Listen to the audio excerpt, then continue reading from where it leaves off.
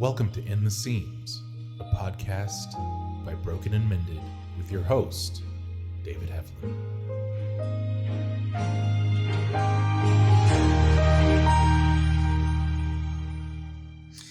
Well, welcome everyone back to In the Seams. I've been away for a little while, had a hip surgery a little over a month ago. For the most part, that's gone real well. I appreciate any of you out there that knew about that and were praying for my recovery. And I certainly uh, would love to pray for anyone that I can and would continue to covet your prayers. And I'm glad, though, to kind of get back into In the Seams. And I wanted to, especially before Thanksgiving, I've just been thinking a lot about Thanksgiving and how our view of that can be impacted by chronic pain and chronic illness and what it might look like for us to still be thankful even in the midst of pain. And got a guest with us here today. I'm excited to have Timothy Gunnells, and I'll call him Tim, during our conversation. And Tim and I have kind of got acquainted over social media, and then have had opportunity to interact outside of that forum, and have some similar stories. We're both in ministry, and both are dealing with chronic pain and chronic illness. And so, Tim, I'm glad to have you. I wanted to say too that one of the goals I've had is I noticed for my first four, five, six guests, whatever it was that I had on this podcast, they were all women, and it is easier to get women to talk about these issues. And I think it would be really healthy for men to be able to speak to these issues too. I think a lot of times there's this attitude of, oh, if you're a man, you're not going to talk about your pain. I'm going to tell you, well, there's a lot of people that need to talk about that. And so really glad to have you. And you are I don't have all your biographical information down in terms of, I know you said you're teaching at Ambridge University and you're also in ministry. Are you preaching regularly, Tim, or what does your ministry look I am like? not preaching regularly right now, but I'm actually looking into getting back into that Okay. because I can teach and preach at the same time. Right now, I'm an associate professor of Bible leadership and ministry, Ambridge University. Teach undergrad through doctoral programs, and then Okay. love it, enjoy that. Work with a lot of folks in ministry, and been doing a lot of church coaching and consulting the last several years, and I got out of the preaching side because I was taking care of my parents full time. My mom has frontotemporal dementia, and they lived with us for about 5.5 years, but had to leave and move in with another sibling because of my health issues. So that definitely comes into play there. But I'm feeling better enough. I'll get to that later. That I feel like I can get back into the pulpit and do some more work Yeah. alongside my teaching. So Well, that's good. I'm glad that you are, feeling like you've improved enough to consider that. And I know from our previous conversation, I know you'll get into it in a moment, that you were in a pretty debilitating state not that long ago. And yes, that's the thing, with our kind of connection, both with the ministry, but also with, this chronic illness. And that's kind of what has helped us to develop a relationship, which I'm very thankful for. I'm wondering if you could, for our audience, though, you could share a summary of what you've been through and kind of where you are today with that struggle, and kind of how you got there. I'll uh, I'll try to get quickly to the current Yeah. main issue with psoriatic arthritis. But uh, in my 20s, I had a lot of gastrointestinal issues. Ended up having some surgery to take care of just intense, GERD, uh, hernia situation, and that would keep me up at night. I went through a period where I was having intense back pain for like a year and a half, and I had night sweats. This was all in my 20s. They never could quite figure that out. I think it was the beginning. I think the back pain was actually the beginning of the arthritis, and nobody really looked into that. They just assumed at my age I'd probably injured my back, but I'd be going through doors, and it would just like I would just fold over. I would just sort of crumble, and so I went through that, and I had knee issues and ankle issues and shoulder issues, and they just always were sort of explained away in different things, and that went on for years. And um, the gastrointestinal stuff kind of kept going. I had my gallbladder out, and not long after that, was kind of in my late 30s. Um, I developed gastroparesis, which is a delayed stomach emptying, which uh, keeps you well, it actually gives you some pretty good stomach pain. You feel like you still have your gallbladder. I had my gallbladder out because it hurt, and Oh, felt like you still had it, but I'd have nausea and bloating. I still have some of that, not nearly like I did, thankfully, but um, all of that was basically the doctors would say, we got to get this under control. You're probably going to have some other health issues. So I don't think that contributed to my intensification of my arthritis, but it certainly didn't help or take sure. away from it. And anyway, just fast forward a little bit. Got out of full time preaching to work with Amherst University full time. I was out in Arizona, and my parents were in South Carolina, pretty far apart, geographically. Right. And my mom, we knew she had symptoms of dementia, didn't know exactly what was going on, but my dad has some health issues. They're both in their, well, they were in their mid 70s then, but they're both in their 80s now, early 80s. But he couldn't take care of her. That was never his ability to do anything around the house. He was the outside the house, guy. And Right. mom was getting lost driving, all kinds of stuff. So we basically moved back, partly because I really wanted to work with the university. That was a good thing to do, and I love it. But also, I need to be closer to my parents. And then we Sure. came into understanding that they were going to have to be taken care of, and just family situations. I'm the youngest, even though we have 4 kids. It was just better for my wife and I to take them in. And so we still had a house here in East Tennessee where I lived. I was able to work remotely, still work remotely, thankfully. Um, really thankful when the pandemic hit and everybody was working remotely because I was already doing that. So Sure. that was a nice deal. But um, so we tried to we were going to move them into the current house we had, couldn't do that, so we sold it, got another house, added on to it, kind of out in the country, moved my parents in. It was way more intense than we ever imagined. My mom was much worse than we realized. And frontotemporal dementia is, she's had it, well over 10 years, and you can live to 22 years with it, is what they say. But it's not like Alzheimer's. It's not just a memory thing, it's a behavioral thing.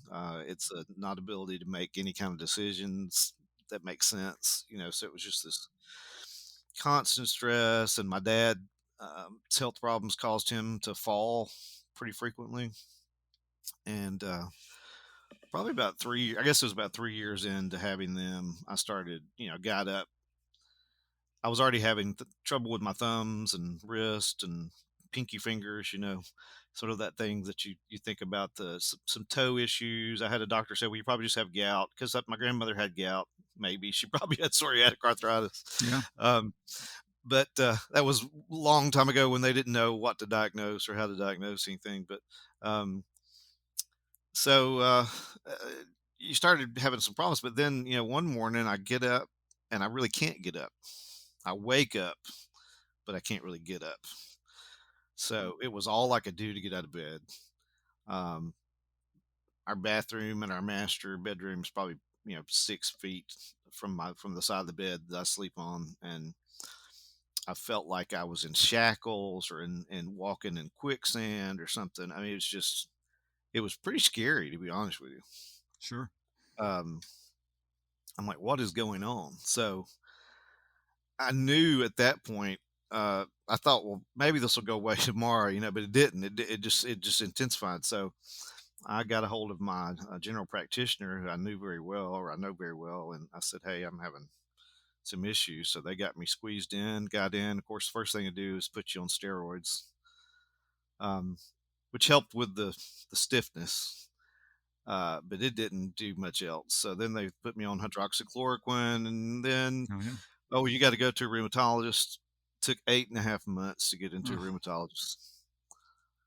Well, anybody that deals with arthritis, autoimmune disease, know the quicker you can get into the specialist, the better. And so I Sure. was delayed in that, and I just continued to get worse, and did when I finally got the diagnosis, and part of it was because my brother also has psoriatic arthritis. Now, he doesn't.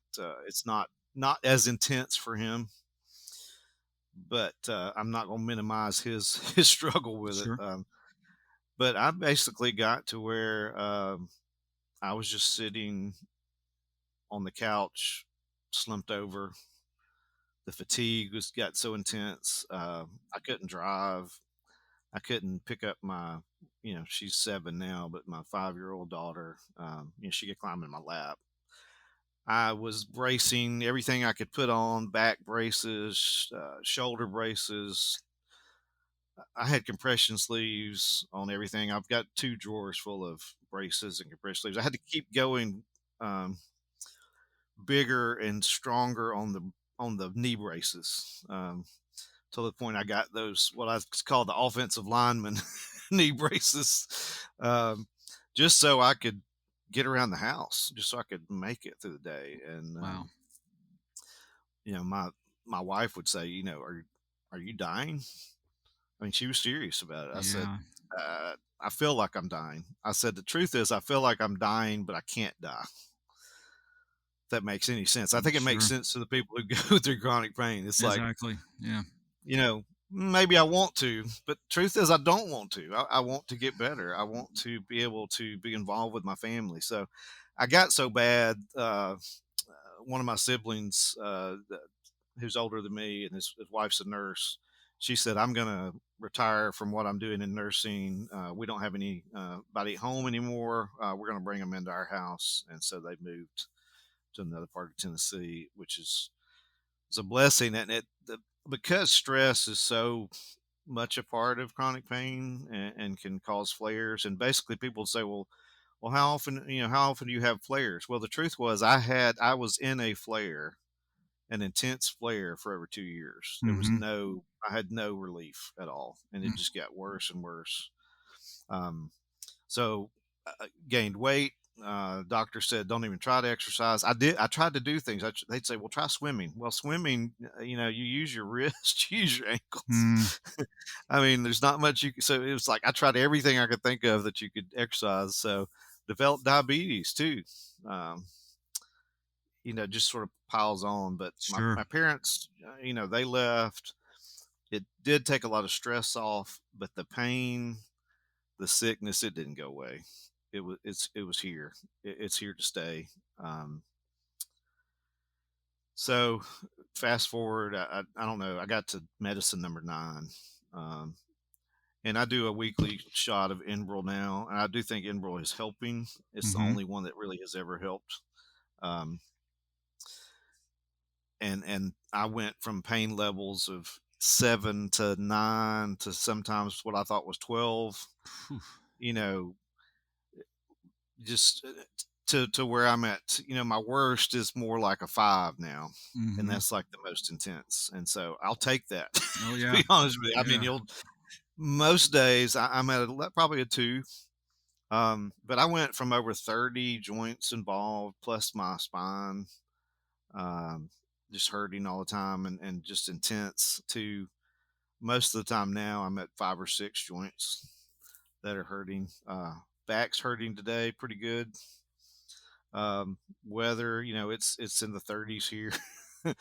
It's a little humid. We've had some moisture, so we won't get into all that. But I had the chance to go to Mexico to do some umbilical cord stem cell therapy, specifically targeted toward my knees and my hips and my shoulders.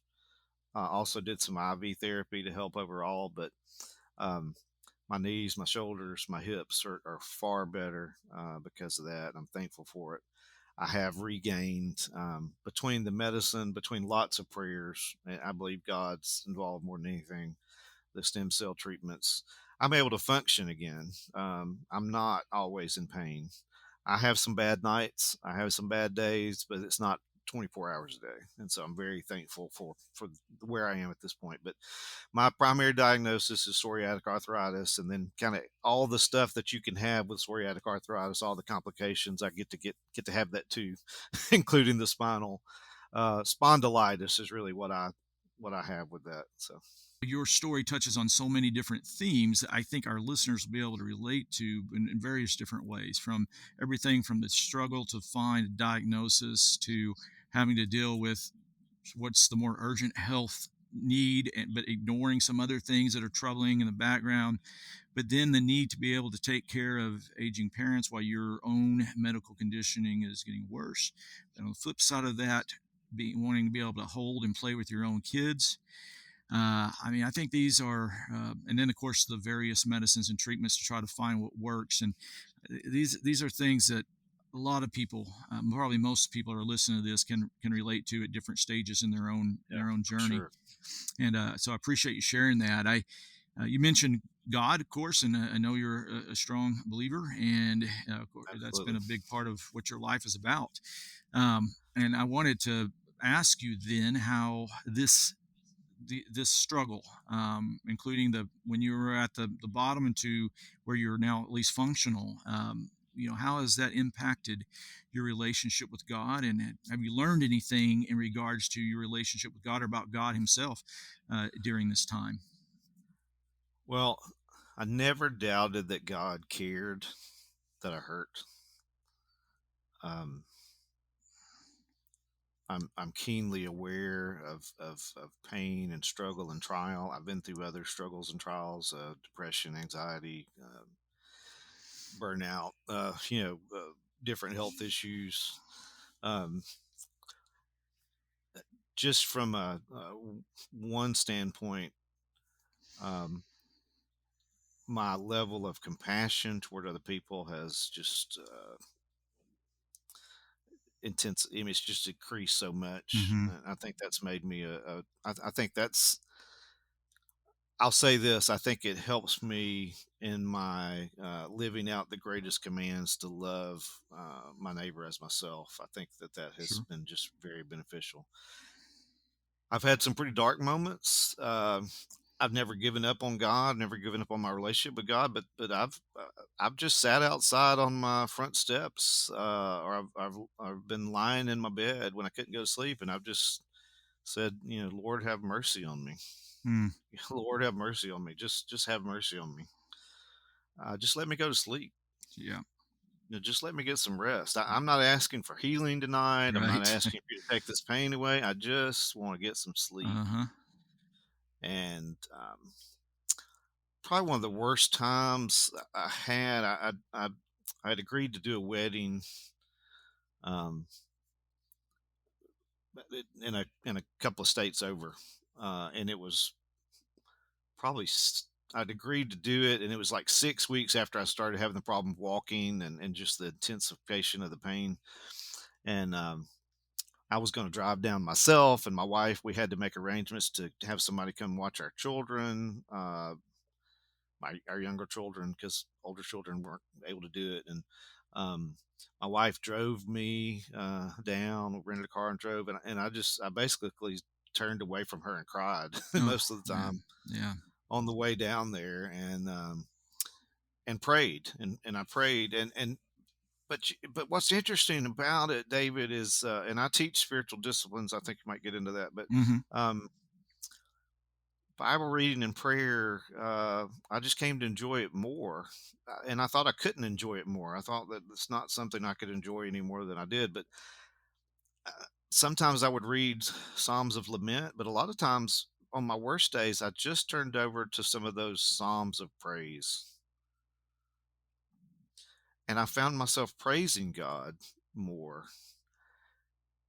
And probably one of the biggest things is the stripping away of anything that seemed unnecessary or unneeded in my life.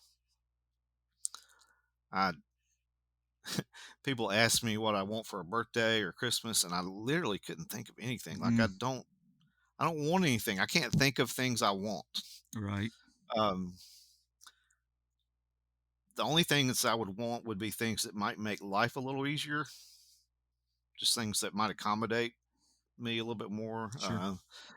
Or good coffee. Yeah, good Like coffee. Yeah. I love good coffee, so like that. But um, just the stripping away, just the constant conversation with God. But it wasn't just about my pain, and it's not just about my pain. It was for other people. Just I would I'd hear somebody else struggling, and I want to reach out to them, and I did a lot more intercessory prayer. It seems, or I have, than it seems that I prayed for myself, and I think that's a beautiful part of this. If you and I think you've got to find something to be thankful for Yeah. and see that's beautiful. But I don't know. I didn't see a need for much else, but just to live life, be in relationship with God, care for my family, realizing my family was my primary ministry, and understanding the pain I was going through was affecting them, and so how could I manage that? And but all that tied into my relationship with God and trying to help people. So You know, I've been studying and actually preached recently on Jesus' teaching on prayer. And one of the things, especially in the Sermon on the Mount, that he's emphasizing is really the character of the Father throughout the whole thing. And the right, reason why we don't have to pray like, the pagans who, Babylon on with some kind of um, cadence, not the word I'm looking for, like right, I understand. a, a spell or something, Right, and incantation was the word I was trying to think of, right, or of course, like the some of the Jewish authorities, maybe some of the Pharisees and some others that like to be seen when they were doing their religious things. And Jesus, of course, says that well, they got the reward. Yeah, that's what they were looking for. That's what they got. right. But the idea that our Father knows what we need before we even ask is just such a encouraging thought. And so when we say that, Lord, Absolutely. have mercy on me, that is a prayer in its fullness. Even though it's a one sentence prayer, and I've taken to saying the Lord's Prayer. Growing up, I didn't do this in our. Tim and I are both in Right. Churches Christ, and we typically don't say set prayers in most Church of Christ settings. But I've taken to saying the Lord's Prayer daily, and one of the reasons I do that is because it decenters myself for the reign and will of God. And then even as we get to the part where we're praying for our daily bread, our and forgiveness of sins, you notice pronouns, of course, there being plural. That even then Right. it's not just about me; it's about others. So I really appreciated your Yeah. emphasis there, how it's taught you to be empathetic, or it's given you greater empathy, as well, along with the idea of intercession. That you find yourself praying for others more, even in the midst of your own pain. Absolutely. Um, yeah, I did want to talk about spiritual disciplines. We're kind of halfway into it, with that, but I know that has been a particular emphasis for you in your teaching. It's Right. something that you have focused on throughout your life. And I'm wondering, because you talked about this, and we have a support group that you were in and shared your story with us there. And we were talking that night, our topic was on spiritual disciplines and how Right. can those of us in chronic pain and chronic illness practice them in a way that is still helpful. So not giving up on them, but also having a maybe a view of grace as we sometimes struggle in our pain Right. to practice those. Yeah, I'd like to know maybe some of your insights with that and how it's impacted your practice of spiritual disciplines. Well, the primary spiritual disciplines that I teach and talk about, and I talk about a lot of them, but my dissertation, I focused on what I call the disciplines of the greatest commands. And I chose solitude, hospitality, contemplative or meditative Bible reading, and prayer. And those are all things that somebody in chronic pain can do. The solitude part, I used to go places to do solitude. I had Mm-hmm. particular places to go. I'm trying to get back into that, but when you can't drive, you can't even walk good or something, that's a little more difficult. Yes. So what I ended up doing was really, I live on a couple of acres, and so we've got deer and we've got trees around our house, and I can see what's called Star Mountain over here in East Tennessee from my front porch. Just kind of the tip of it. See it better in the wintertime when the leaves are off the trees. But I would just go sit on the porch, or I'd go sit in a chair in the back. And even though it wasn't where I could go, I would just sit there and be still with God. And I try to still do that. And hospitality, usually you think of doing something for someone, and you have them in your home, or you take care of a need or something. Um, I actually had to learn to accept hospitality during this time, to Interesting. accept Yeah. people calling up and saying, we're going to bring dinner. We're going to come do this. We're going to come do that. Um, One of the ladies that did that a lot for us, unfortunately died about a year ago. Fabulously wealthy woman. No idea how wealthy, but very, I mean, extremely wealthy. But you wouldn't know it. She just drove a minivan and didn't Hmm. dress, like she did. But she would just about once a month, she would just call my wife up and say, "I'm going to bring you pizza. What kind of pizza do you want?" And she offered to my wife wouldn't let her do it, but she offered to come get all our sheets and wash them and our towels and all this stuff. And I've always liked to offer hospitality. I've always liked to do for other people, and having to let people do that. Um, it's the discipline of humility, really, that goes along with that. But you can be hospitable to people by reaching out to them Yeah. if they're hurting. Yeah. Uh, if you can visit, great. If you can do something nice for them, great.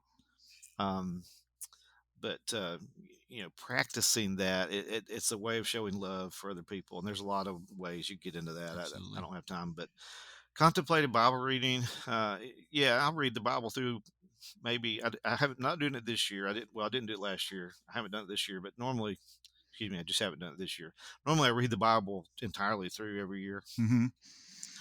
But contemplative Bible reading or meditative Bible reading, doing something like Lectio Divina, where you look at it as divine reading. You're looking to be transformed rather than just for some knowledge, not for. Right. And this is a very difficult for those of us in ministry. We're always looking to what can I teach next? Right. What do I do with this to teach other people Hmm. instead of being transformed by it? And it's taking something like the Lord's Prayer and savoring it, savoring Hmm. every word, reading it out loud, praying before you read it, reading it out loud, and then letting that Lord's Prayer guide a prayer for you. And I do that a lot with the Lord's Prayer. I do Yep. it with Psalm 1. I do it with Psalm 20. I do it with different Psalms. I do it with Hmm. different passages. So that it's very comforting to me to not only be reading, but also combine it with prayer. And then prayer, um, getting in different postures, praying just prayers of thanksgiving, or just prayers of confession, or just prayer of lament. There are times that, chronic pain, especially, I just have to tell God I hurt so bad. I just don't want to hurt this bad anymore. And just help me not to hurt so bad. And but I think my prayer started changing from let me not hurt so bad for me, but let me not hurt so bad so I can do things for other people. Yeah. Yeah. So I can do things for you. Because when I am doing things for other people, I feel better and give me the strength to be able to do that. So those are particular ones, but the other one is simplicity. And I have continued to practice this, um, getting rid of things, but not just getting rid of possessions, um, clearing the calendar a little more, really thinking about before you make a commitment to do something or get involved with something, really thinking, is this gonna, I'm not necessarily even thinking about benefiting me, but is it what's the power behind this? Yeah. What kind of impact can I have? Is this going to take away from something else I need to be more involved with? Being more in the moment, um, with my children, with my family, being much more in the moment in worship. Um, Kind of all that goes along with simplicity to me. So I know that was kind of a rush through, but No, it's good. I mean, I and I'll kind of follow up on a couple of things you said, just because I think we can draw a few of those things out, just to, again, really get our listeners to think about some ways that they can stay engaged with God, because this isn't about you checking a box or performing, or this is about God's grace and Absolutely. getting to just abide in His presence, And so we need these spiritual disciplines. They're given to us for a blessing, and they can be challenging sometimes when we're hurting. And so I think all the things you said were very helpful. Um, it's, oh yeah, I was just going to talk about simplicity for a minute. We have a Yeah. lesson in our leader guide, and also our participant guide for our groups, that basically is just, I can't remember exactly what it's titled, but it's something like learning to say yes and no. Yeah. Kind of going back to Jesus's teaching on that, that Yeah. Let your yes be yes and your no be no. Yeah. exactly, and being okay with saying no sometimes, even if people are going to misinterpret or misunderstand that that this is something I need to say no to, is good, and it will preserve us in a way that we can do the things that really matter. So yeah, I really appreciated you Absolutely. saying that, and reminding us too the different places we can go for to prayers is so important, because I think sometimes we feel like we have to invent every single prayer out of thin air, and sometimes that's really hard to do, especially when, again, your mind is just so saturated with hurting. And of course, we know the famous passage in Romans 8 where it talks Yeah. about the Holy Spirit interceding for us, and those utterances or groans, or however it says it there. But just being reminded about the Psalms, and going and praying some of those Psalms, the Lord's Prayer, and expanding on it, and these, I think, can just be so healthy. I'm doing something right now, and I'm doing it with a friend, and I'm going to give him credit because he initiated it. But where we're reading through Isaiah chapter at a time, and when we do it, we're opening up our prayer journal, and every day picking one passage from our reading and writing it out, and then writing a brief prayer. It's not a long prayer. It's Yeah. just something that, God help me with, this or whatever it might be. And That's great. yeah, it works, and it helps. And it's not about, I think sometimes we get this idea that, you got to go and pray for 3 hours straight, and for it to be an effective prayer or something. And I was thinking specifically about a famous quote from Martin Luther when I said that, where he said something along the lines of, "I'm so busy today, I've got to spend at least 3 hours in prayer." And I think at That's one point exactly right. I used to take that as inspirational, and maybe it Yeah. was, for him, but I actually see it as that's not all that helpful of a illustration for me today. Because I'm probably not going to go and sit out somewhere for 3 hours and pray. Right. But there's very many ways that we can effectively and meaningfully engage in prayer, in contemplative reading, in Absolutely. simplicity and solitude. So thank you very much for that. I want to kind of piggyback off of that to talk about Thanksgiving for a moment. Of course, the holiday Yeah. itself is upon us. I'm not Right. sure when this will be live, but probably before. I'm certain that John will get it done here before Thanksgiving. So it'll be, people might be listening to it though before or after, either way. Right. Um, I want to talk about scripture that gives me pause sometimes, because the way that it's worded doesn't say like the other ones. It's got a parallel or one very similar over in Thessalonians that says, "Be thankful in all circumstances."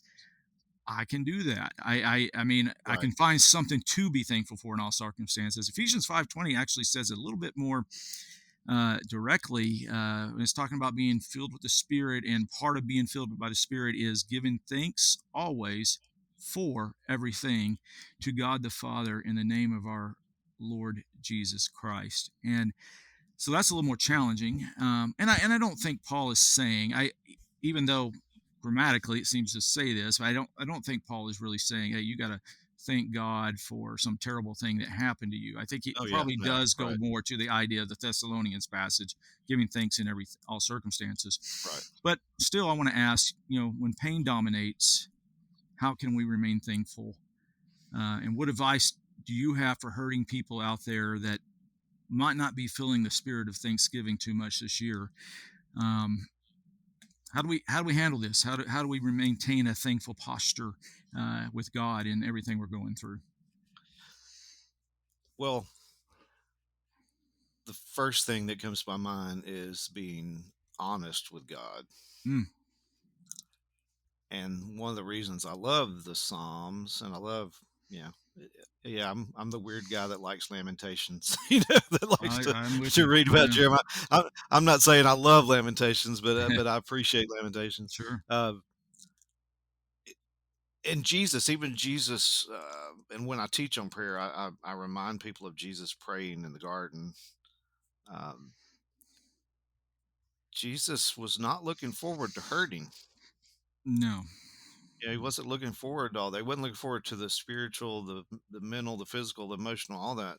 Um, God created us. He knows us more than we know ourselves. He designed our bodies. Hmm. Um, he doesn't want us to hurt. He doesn't want us to have pain anymore. I mean, we have a promise of that, right, as Christians. Yeah. But y- we could read throughout Scripture of people who hurt Yes. and who also can become or have become sort of spiritual heroes to us. One of the things with me is I want my children to see me still thanking God for what He does and how He cares for us. And so every night when we pray as a family, um, that's one of the things I always include is thanking God for how He takes care of us and provides for us. Because, you know,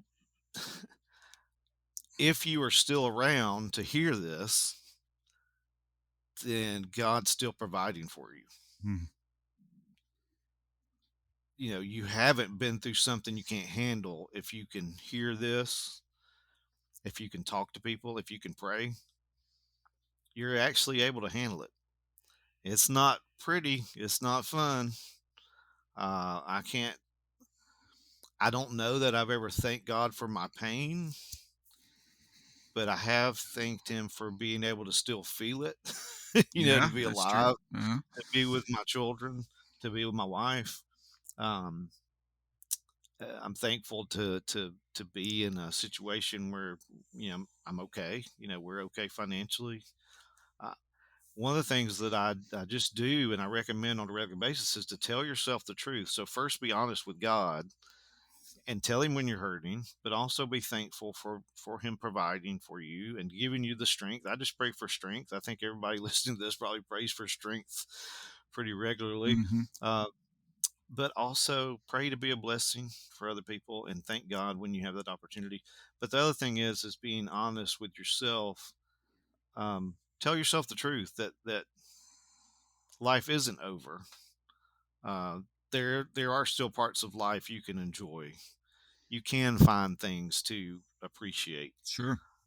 You may actually enjoy looking at a flower or smelling a flower or laughter or some significant scripture or a conversation with somebody or something. You may appreciate that far more now when you're in pain. But tell yourself the truth. List out your blessings. Count your blessings. There really is something to that. Yeah. And when we let the devil tell us that we're worthless now because we hurt, and I'll be honest. I mean, I've been through those days where I just feel worthless. Like I'm no use to anybody anymore. Mm. Um, but that's not true. And so, talking to God about it, He reminds us that we're not worthless and that we are worth something, and we can be thankful for that relationship with Him, and that He is with us in the pain, and He Yep. gives us the strength. One of the things I think I noticed about my pain levels is I was able to learn to tolerate a lot more than I thought, and I think sometimes the level of pain goes down a little bit when you've been in it for a long time and you can kind of handle it a little bit better. And I thank God for even the ability just to be able to manage it some days Sure. without without having to take some serious pain meds or something that is going to knock me out. Yeah, good So point. I'm thankful for that. There's a lot to be thankful for, and I think it's a pretty cynical and dead end if we get into a point where we think that there's nothing to be thankful for, and that's Right. another thing. I think one of the reasons Broken and Mended exists is to help rescue people from that cliff, that you don't want to go off Absolutely. of, and I do think, and it kind of to that point, as it relates to a support group, when you got people around you that have been through similar things, it helps put things in perspective. Not because we're diminishing what we're going through, but rather that we were reminded that we're not unique in the sense that we're the only ones that have ever suffered, or and Right. I think it's important to know that, because sometimes when we're hurting really bad, we can get pretty narrow in our view of the world, and pretty focused on ourselves, understandably. Um, but when we hear and we're around other people that are suffering too, I think that helps. And even your discussion there about the Bible and the characters in the Bible who suffered, and uh, well, not the least of which was, I know it wasn't chronic pain, but Jesus. You did mention, of Yeah. course, in Garden of Gethsemane, and then the subsequent cross, he suffered more than anyone, willingly for us. And but I even think about Apostle Paul and all his sufferings, and maybe even had a chronic condition of some kind with, I think he had some. I think he probably had more than one yeah. And for a while. so, So yeah, we're not alone, and we're certainly not alone because God is with us. You recently shared your story in our group, our main Broken and Mended support group, and wanted to ask you. And this is a little bit of a kind of, I'm making a plug for the support group, of course. no, that's okay. Yeah. Yeah, and I want to know kind of what it was like for you to share your story, and maybe what would you say would be the benefit of people interacting with one another in a support group like that. I knew I needed a support group, um, and I looked for something in my immediate area for a while, and couldn't find anything that fit. Um, not if it fit, it didn't have any spiritual component to it, and I knew I didn't want to really participate in something that just practiced a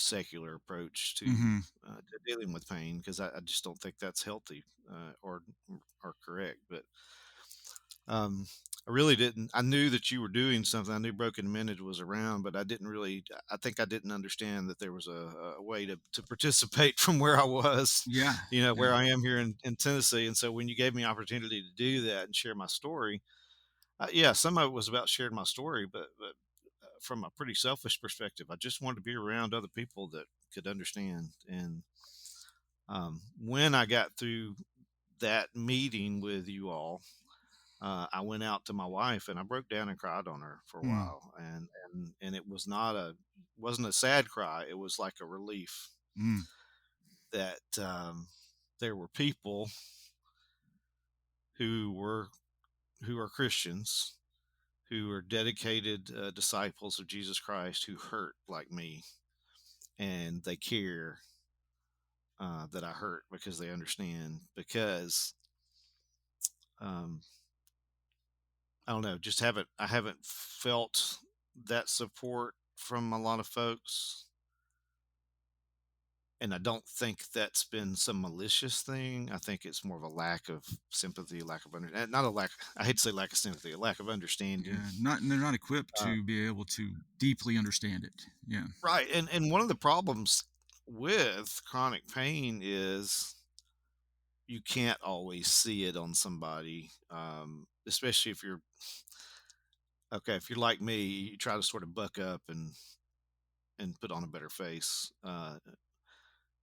To make people, especially around my kids, want to feel better. But also I couldn't a lot of times. I couldn't do that. But it is interesting. I, I have one friend here locally who has rheumatoid arthritis. She doesn't go to church with me. She doesn't approach it from a Christian perspective, and but I see her.